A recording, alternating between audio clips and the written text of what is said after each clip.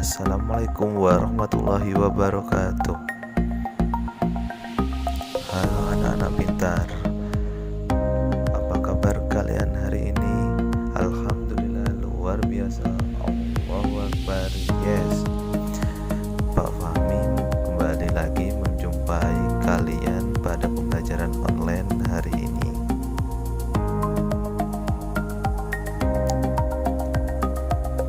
Hari ini kita masih membahas tema 1, indahnya kebersamaan, subtema 3, bersyukur atas keberagaman.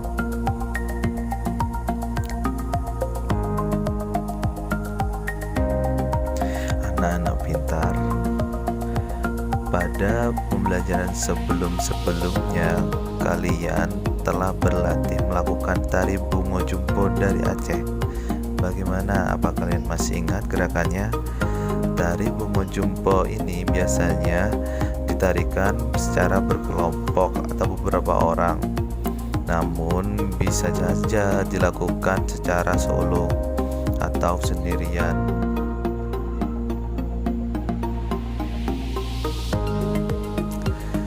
Pada saat melatih menirukan gerakan tarian bungo jumpo, sebelum kita menari dengan menggunakan iringan musik, biasanya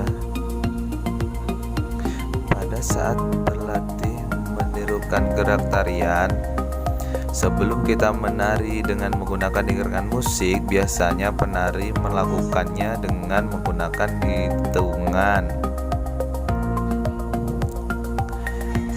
Para penari biasanya menggunakan hitungan 1 sampai 8 jika melakukan gerakan tersebut secara berulang-ulang. Mengapa mereka menggunakan hitungan ya? Ternyata hitungan ini digunakan sebagai acuan irama pada gerak tari yang dipraktekkan. Oleh karena itu, hitungan pada gerak tari ini diselaraskan dengan irama musik yang akan mengiringi tarian tersebut. Selain itu, hitungan juga digunakan sebagai petunjuk arah maju, mundur, kanan, kiri, depan, atau belakang.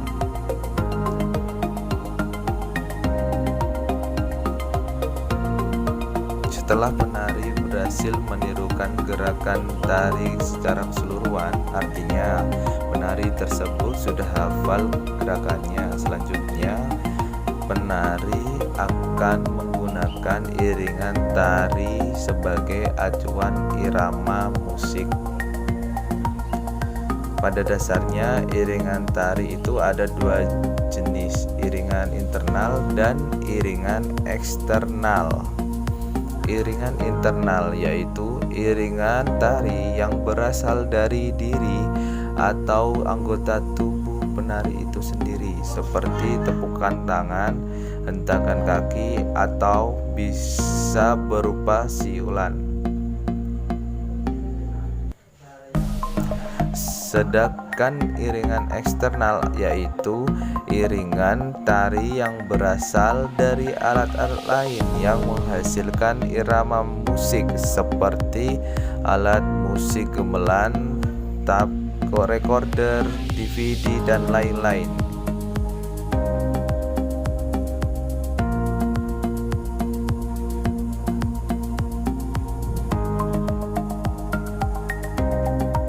Anak-anak pintar, mengapa sih menari itu harus menggunakan iringan? Iringan tari memiliki fungsi menciptakan harmoni antara gerak dan musik sehingga tercipta tarian yang indah. Selain itu, iringan tari juga berfungsi untuk mengatur dan memberi tanda gerak tari. Dengan kata lain, iringan tari sebagai penuntun dan pemberi tanda awal ataupun akhir dari sebuah tarian.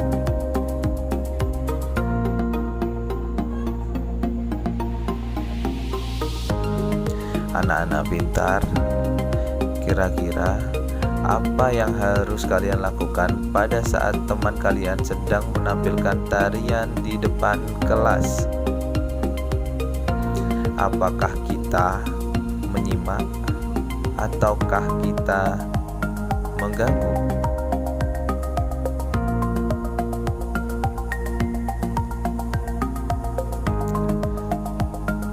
Pada saat temanmu yang lain sedang menampilkan tarian di kelas, maka kelompok kalian akan bertindak sebagai pengamat. Apa itu pengamat? Pengamat itu adalah orang yang mengamati atau orang yang memperhatikan. Tugas kalian sebagai pengamat adalah memperhatikan setiap gerakan yang ditampilkan oleh kelompok lain untuk kemudian diberikan masukan mengenai gerakan mana yang sudah baik dan mana yang masih harus ditingkatkan lagi.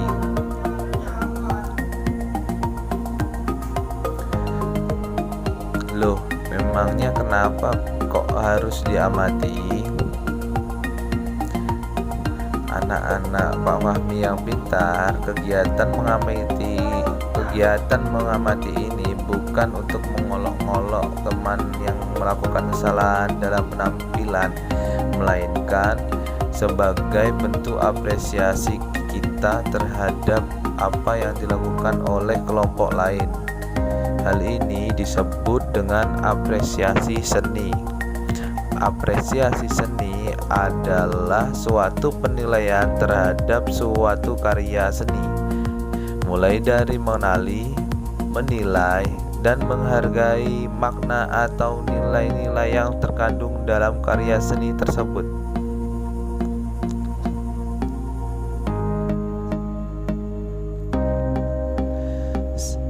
Sekarang kalian kerjakan dulu tugas hari ini. Silahkan kalian buat video menarikan tari Bungo Jumpa secara penuh. Artinya apa? Kalian harus melakukan dengan formasi berdiri dan formasi duduk dengan menggunakan iringan musik.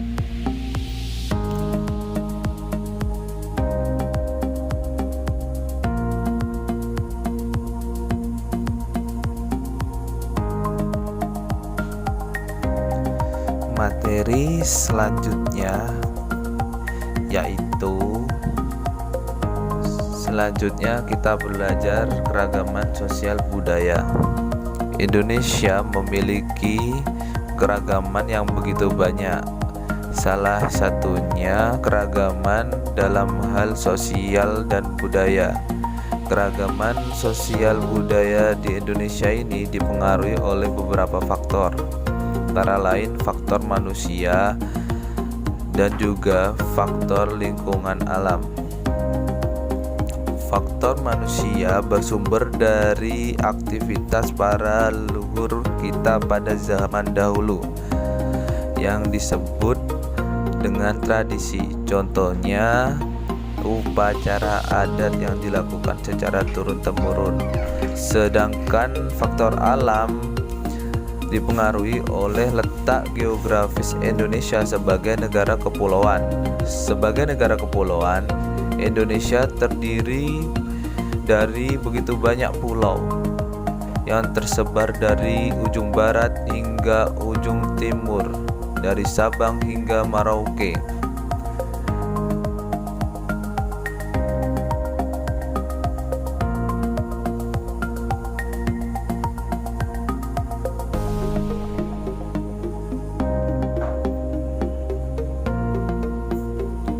Sekarang mari kita simak salah satu contoh keberagaman sosial budaya yang ada di Indonesia. Suku bangsa Bali Majapahit. Suku bangsa ini berasal dari pendatang Jawa yang terjadi pada zaman kerajaan Majapahit. Sebagian besar suku bangsa ini tinggal di Pulau Jali, khususnya di dataran rendah dengan mata pencarian bercocok di sawah. Suku bangsa Bali Majapahit beragama Hindu. Suku bangsa Bali Majapahit memiliki pakaian adat adat yang khas.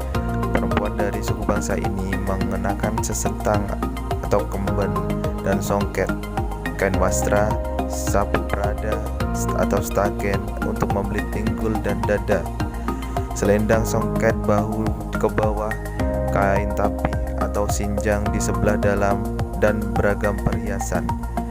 Pria suku bangsa Bali Majapahit memakai ikat kepala atau udek, lalu memakai selendang, pengikat atau umpal, kain kampuh, kain wastra, keris, sapu, dan kemeja atau jas. Rumah adat Bali harus sesuai dengan aturan Asta Kosala Kosali, ajaran yang terdapat pada kitab suci Weda yang mengatur tentang tata letak sebuah bangunan yang hampir mirip dengan ilmu Feng Shui dalam ajaran budaya Cina.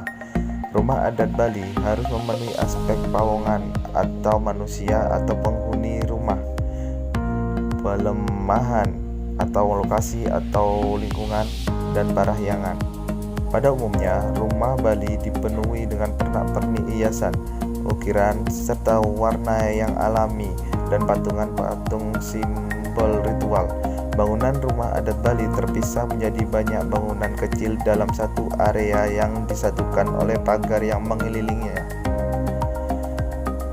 Suku bangsa Bali Majapahit mempunyai berbagai macam jenis tarian daerah, diantaranya tari pendet sebagai tari selamat datang untuk menyambut kedatangan tamu. Penari menaburkan bunga. Tari Panji Semirang adalah tarian yang menggambarkan seorang putri raja bernama Galuh Chandra Kirana yang menyamar sebagai seorang laki-laki. Tari Condong dan tari Kecak yang menggambarkan kisah Ramayana saat barisan kera membantu Rama melawan Rawana.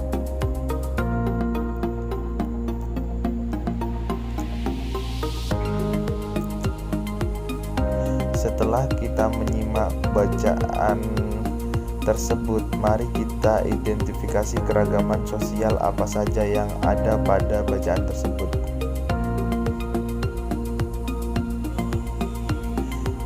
Mari kita tandai satu persatu. Bacaan ini menceritakan tentang suku bangsa Bali Majapahit. Berarti di sini ada keberagaman suku bangsa. Berikutnya, di sini tertera kalimat yang menunjukkan mata pencarian penduduk. Berarti yang mata pencarian.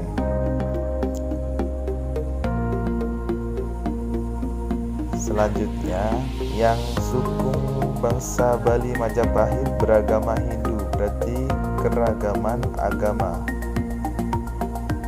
Kita lanjut ke paragraf berikutnya. Paragraf ini menceritakan tentang pakaian adat. Selanjutnya, ada rumah adat. Kemudian di paragraf terakhir ada yang menjelaskan keragaman tarian. Sekarang kita tuliskan keragaman sosial dan budaya yang kita temukan pada bacaan tadi. Tadi ada apa saja ya? Yang pertama ada suku bangsa, kemudian mata pencarian, lalu ada agama, kemudian ada pakaian adat, ada juga rumah adat, dan yang terakhir ada tarian.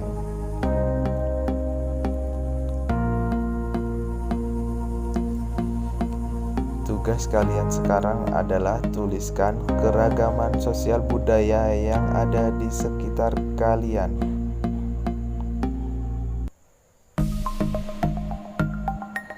Di lingkungan tempat tinggal kalian ada keberagaman apa saja? Misalkan di Jakarta ada suku Betawi, makanan khasnya kerak telur, dan masih banyak lagi. Silahkan kalian tuliskan tugas tersebut di buku kalian. Jangan lupa fotonya yang dikirim di WhatsApp.